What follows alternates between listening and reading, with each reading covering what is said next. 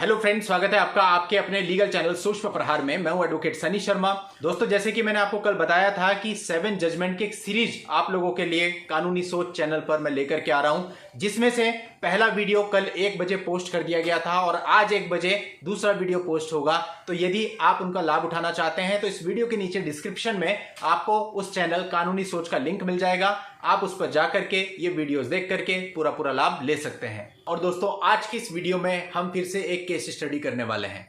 दोस्तों देखिए, बहुत सारे मामलों में ऐसा होता है कि अननेसेसरी यदि आप किसी को टीज कर रहे हो तो वो भी एक बहुत बड़ी प्रॉब्लम क्रिएट हो जाती है, या फिर अपने पार्टनर पे अननेसेसरी शक कर रहे हो तो वो भी आपके बीच में बहुत बड़ी दीवार खड़ी कर देता है और उसका कोई भी उपाय नहीं है। वो जो शक का कीड़ा होता है वो सब कुछ खत्म कर देता है। दोस्तों, जो आज का मैं आपको मामला बताने वाला हूं ये बिल्कुल लेटेस्ट मामला है। अभी अगस्त 2021 में जजमेंट आया है। आप लोगों के लिए बहुत उपयोगी है और इस पूरे केस को जानने के बाद आपको बहुत कुछ सीखने को भी मिलेगा। तो दोस्तों, इस केस से रिलेटेड सारे फैक्ट्स और फिर जजमेंट मैं आपको इस वीडियो में बताने वाला हूं।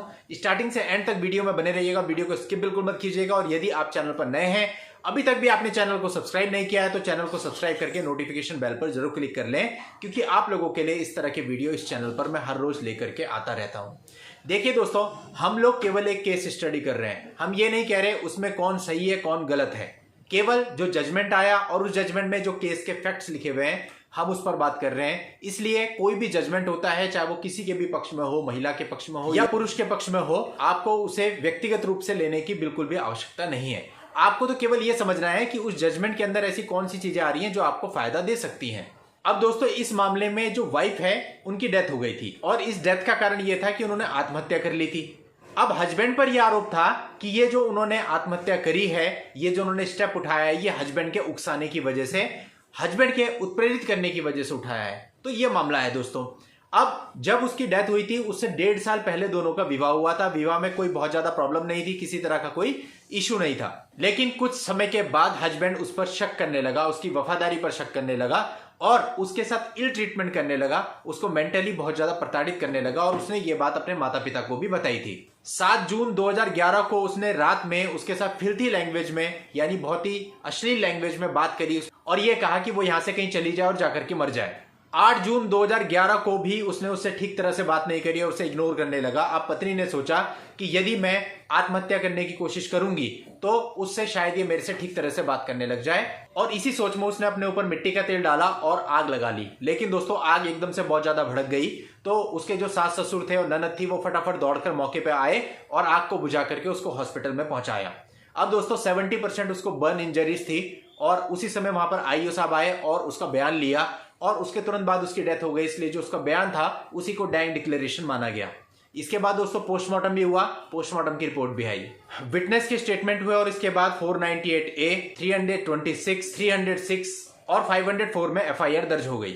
अब दोस्तों, मजिस्ट्रेट ने कॉग्निजेंस लिया और उसके बाद मैटर को कमिट करके सेशन कोर्ट में भेज दिया। अब ये मैटर सेशन एंड डिस्ट्रिक्ट जज के सामने आया। इसके बाद दोस्तों चार्ज फ्रेम हो गया और प्रोसिक्यूशन की तरफ से इस मामले में 24 विटनेस पेश किए गए।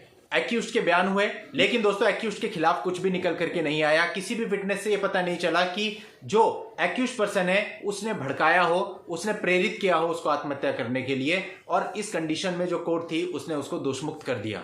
अब दोस्तों मामला हाईकोर्ट में गया और हाईकोर्ट में काउंसिल ने बताया कि यहाँ पर 2 डाइंग डिक्लेरेशन है और इस डाइंग डिक्लेरेशन को मेडिकल रिपोर्ट भी सपोर्ट करती है, इसलिए ट्रायल कोर्ट का फैसला सही नहीं है। अब दोस्तों, हस्बैंड की तरफ से जो काउंसिल था उसने बताया कि इस पूरे मामले में डाइंग डिक्लेरेशन के अलावा ऐसा कुछ भी नहीं है जो कि साबित करता हो कि हस्बैंड ने ही यह अपराध किया है। और साथ ही डॉक्टर ने भी ये बात नहीं बताई है कि वो उस समय जब उसने डाइंग डिक्लेरेशन दिया था वो स्वस्थ मस्तिष्क थी, साउंड माइंड थी, और यहाँ पर उसको 70% बर्न इंजरीज हुई थी। ऐसे में नहीं कहा जा सकता कि वो पूरी तरह से स्वस्थ मस्तिष्क होकर के उसने डाइंग डिक्लेरेशन दी हो। अब ये तो क्लियर है कि उसने आग लगाई थी और उसी से उसकी डेथ हुई है, लेकिन ये बिल्कुल भी क्लियर नहीं है। सवाल यह है कि क्या ये आग उसने हस्बैंड के उकसावे में आकर ही लगाई थी या किसी और वजह से।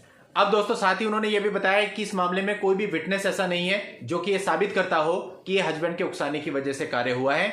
दूसरी चीज, जिस समय उसने डाइंग डिक्लेरेशन दी उस समय वो साउंड माइंड नहीं थी, डॉक्टर ने भी ऐसा कहीं प्रमाणित नहीं किया है। तीसरा, उसका जो अंगूठे के निशान थे वो भी किसी प्रकार से किसी भी मजिस्ट्रेट के द्वारा आइडेंटिफाई नहीं किए गए हैं। इसलिए केवल डाइंग डिक्लेरेशन के आधार पर ही सजा नहीं दी जा सकती है। अब दोस्तों हाईकोर्ट ने ये सारे तथ्य देखे, सारे आर्ग्यूमेंट सुने और आखिर में हाईकोर्ट भी इस डिसीजन पे पहुंचा कि केवल डाइंग डिक्लेरेशन के बेस पे सजा नहीं दी जा सकती है, कोई ना कोई एविडेंस मामले में होने बहुत ही जरूरी है। और सेशन जज ने जो फैसला दिया था हाईकोर्ट ने उसी को कंफर्म कर दिया, यानी कि पति को दोषमुक्त कर दिया गया। अब दोस्तों हमें प्रैक्टिकल लेवल पे तो ये पता नहीं है कि सही बात क्या है, लेकिन जजमेंट में ये सारी चीजें थी वो मैंने आपके सामने रखी। तो कुल मिला के आपको सजा तब होती है जब आपके खिलाफ ऑन रिकॉर्ड कोई ना कोई एविडेंस हो। ये दोस्तों आप लोगों की हेल्प के लिए इस जजमेंट का लिंक आपको इस वीडियो के नीचे डिस्क्रिप्शन में मिल जाएगा, वहां जाकर के आप इस जजमेंट को पढ़ सकते हैं, कॉपी और डाउनलोड कर सकते हैं। नेक्स्ट वीडियो में ऐसी ही नई लीगल जानकारी के साथ मैं आपसे फिर मिलता हूं, तब तक के लिए goodbye and thank you for watching, take care.